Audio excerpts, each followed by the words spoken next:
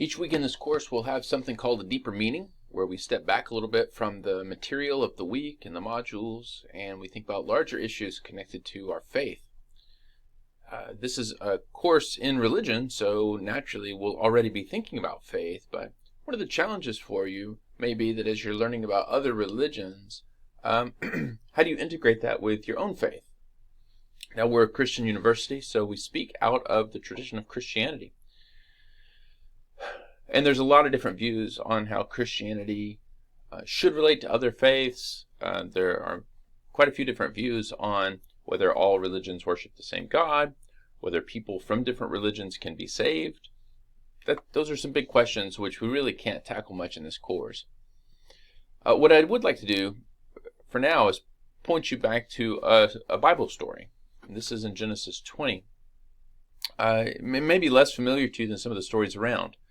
For example, the story of Abraham and Isaac on the mountain is right after this. And right before this is the story of Abraham's call. Very famous stories, and a tradition that's shared actually by Christians, Jews, and Muslims. All hold Abraham as the father of their faith. So over half of the religious people in the world look to these stories of Abraham.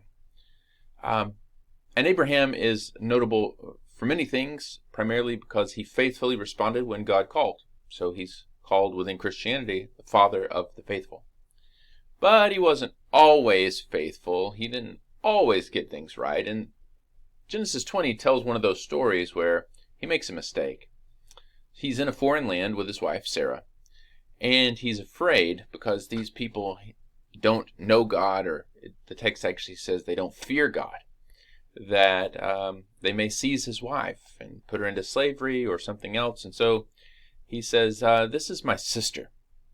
Now, if you're familiar with the Abraham story, you know he's actually done this before in Egypt. This is the second time he says that his wife, Sarah, is actually his sister.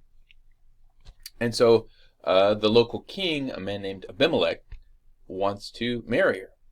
But God comes to Abimelech in a dream and tells him the truth. This is not his sister, it's his wife, and you should avoid her. And so Abimelech does, even though he still gets sick.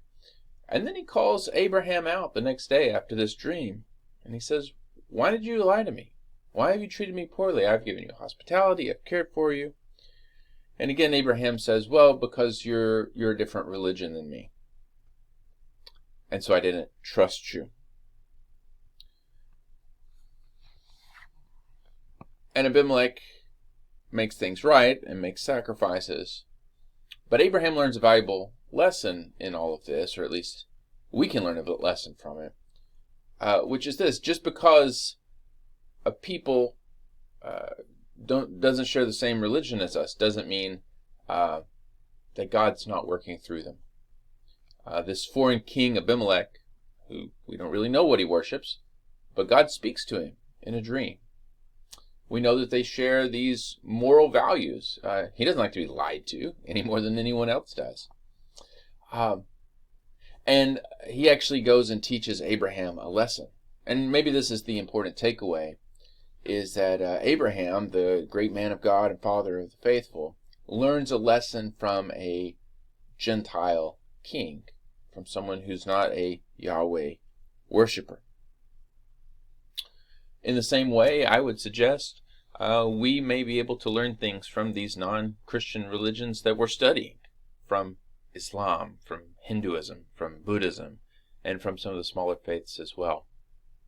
And it may be, as in the old days, that God has spoken through people in these other faiths.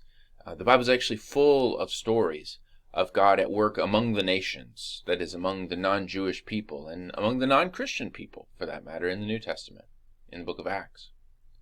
So we can trust that God is at work. God is called at times the God of the nations. And what this means is God created all things, and so he has a claim on them. He's sovereign over the whole world. It also means that he cares for all nations. God provides for all people, regardless of who those people worship. Matthew chapter 5 says it doesn't even matter if they're good or evil. He still cares for them with the sun and the rain.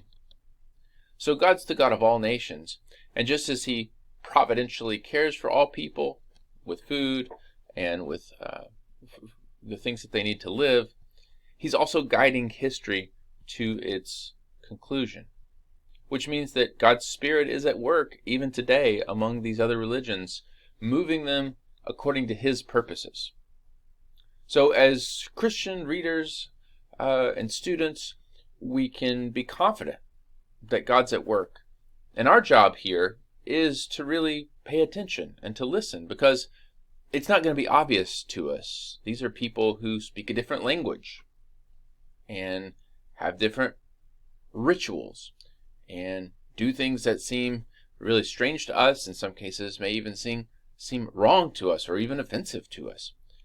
Our job is not to accept everything, but we are called to look and see what God's up to, because one thing we can be confident about is God's already there. So let's not make the same mistake as Abraham and just assume that because we're looking at people that don't have the same faith as us, the same rules don't apply, we can treat them differently, we don't really have to listen to them, because what this story says is we actually have a lot to learn from our non-Christian brothers and sisters.